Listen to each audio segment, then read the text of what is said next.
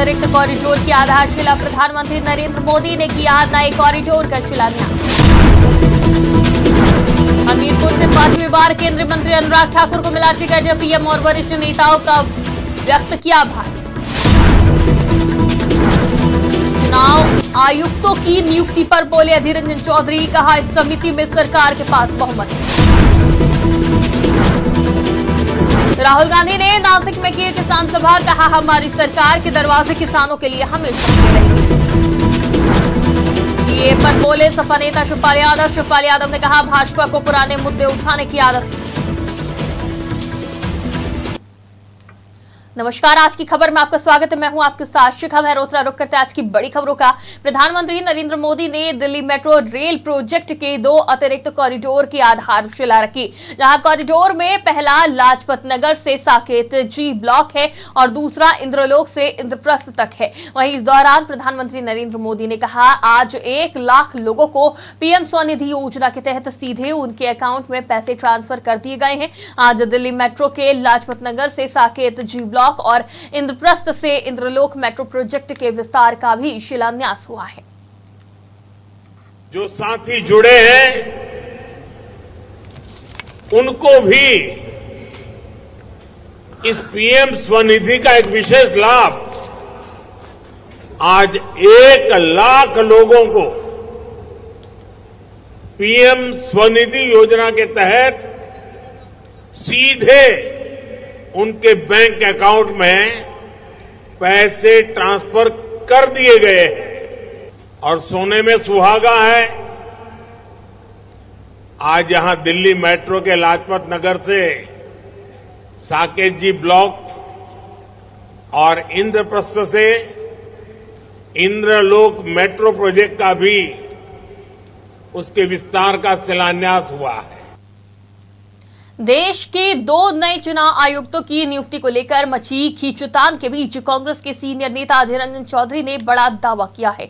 प्रधानमंत्री नरेंद्र मोदी और कानून मंत्री अर्जुन मेघवाल के साथ मीटिंग के बाद अधीर रंजन ने कहा केरल के ज्ञानेश कुमार और पंजाब से सुखबीर सिंह संधू को चुनाव आयुक्त के रूप में चुना गया है। साथ ही कहा कि इस समिति में सरकार के पास बहुमत है। केरल से श्री कुमार और पंजाब से श्री वी संधू को चुनाव आयुक्त के रूप में चुना गया है। दूसरा मंत्री अमित शाह जी, प्रधानमंत्री अमित शाह जी, मैं और जो search committee law minister Arjun Meghwal की अगुवाई में हुई थी। मैंने पहले ही ये मीटिंग में शामिल होने की पहले ही मैंने ये मंत्रालय से मतलब लॉ मिनिस्ट्री से जब उन्होंने ये संदेश भेजे कि चयन की मीटिंग होगी, सिलेक्शन कमेटी की मीटिंग होगी, तो मैंने पहले ही एक शॉर्ट लिस्ट मंगा था। राहुल गांधी की भारत जोड़ो न्याय यात्रा अंतिम चरण में महाराष्ट्र में एंट्री कर चुकी है। राहुल ने नासिक में कृषि उत्पन्न बाजार समिति में किसानों की सभा आयोजित की।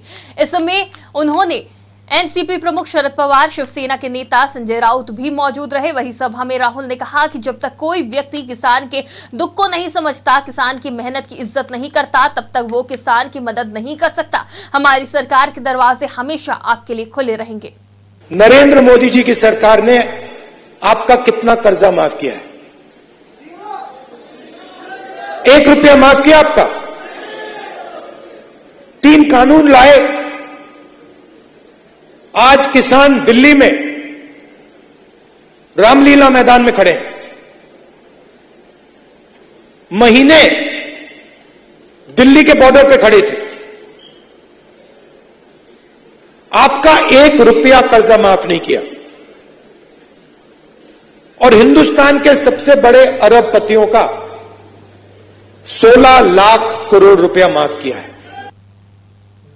नागरिकता संशोधन कानून को देश भर में लागू कर दिया गया है। वहीं इस पर सपा नेता शिवपाल यादव का बयान सामने आया है।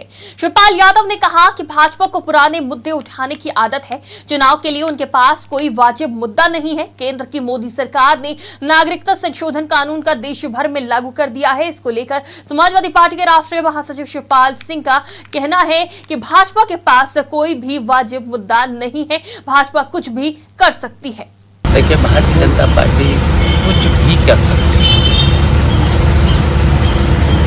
जनता को परेशान करने कुछ भी कर सकती है। आगामी लोकसभा चुनाव के लिए अपनी उम्मीदवारी की घोषणा के बाद केंद्रीय मंत्री अनुराग ठाकुर ने प्रधानमंत्री नरेंद्र मोदी और पार्टी के अन्य वरिष्ठ नेताओं का आभार व्यक्त किया है। केंद्रीय मंत्री अनुराग ठाकुर ने कहा, मैं पीएम मोदी, गृह मंत्री, बीजेपी के राष्ट्रीय अध्यक्ष और अन्य का आभार प्रकट करता हूं, जिन्होंने फिर एक बार मुझ पर विश्वास दिखाया और 5वीं बार मुझे मैदान में उतारा। मुझे हमीरपुर संसदीय क्षेत्र से टिकट दिया। हमीरपुर की जनता ने हर बार जीत को बड़ा किया है। मुझे पूर्ण विश्वास है कि पीएम मोदी के शानदार काम और मेरे प्रयास इस बार इतिहास रचने का काम करेंगे। हिमाचल प्रदेश की चारों सीट पीएम मोदी की 400 आंकड़ा पार करने के लिए मदद करेंगे। मैं माननीय प्रधानमंत्री जी का, माननीय गृह मंत्री जी का, माननीय राष्ट्रीय अध्यक्ष जी का, अपने केंद्र एवं प्रदेश के समस्त नेतृत्व का बहुत बहुत आभार प्रकट करता हूं, जिन्होंने एक बार फिर विश्वास दिखाया है और 5वीं बार मैदान में उतरने के लिए हमीरपुर संसदीय क्षेत्र से मुझे टिकट दिया। हमीरपुर की जनता ने हर बार रिकॉर्ड को और बड़ा किया है, जीत को और बड़ा किया है। मुझे पूर्ण विश्वास है मोदी जी के शानदार काम, मेरे प्रयास इस बार इतिहास रचने का काम भी करेंगे। जहां एक और हम हमीरपुर से रिकॉर्ड जीत और इतिहास दर्ज करेंगे, वहीं हिमाचल प्रदेश की चारों लोकसभा सीटें मोदी जी की 400 का आंकड़ा पार करने के लिए उसमें मदद करेंगे। आज की बड़ी खबरों में फिलहाल इतना ही। देश और दुनिया की तमाम खबरों के लिए देखते रहिए आज की खबर।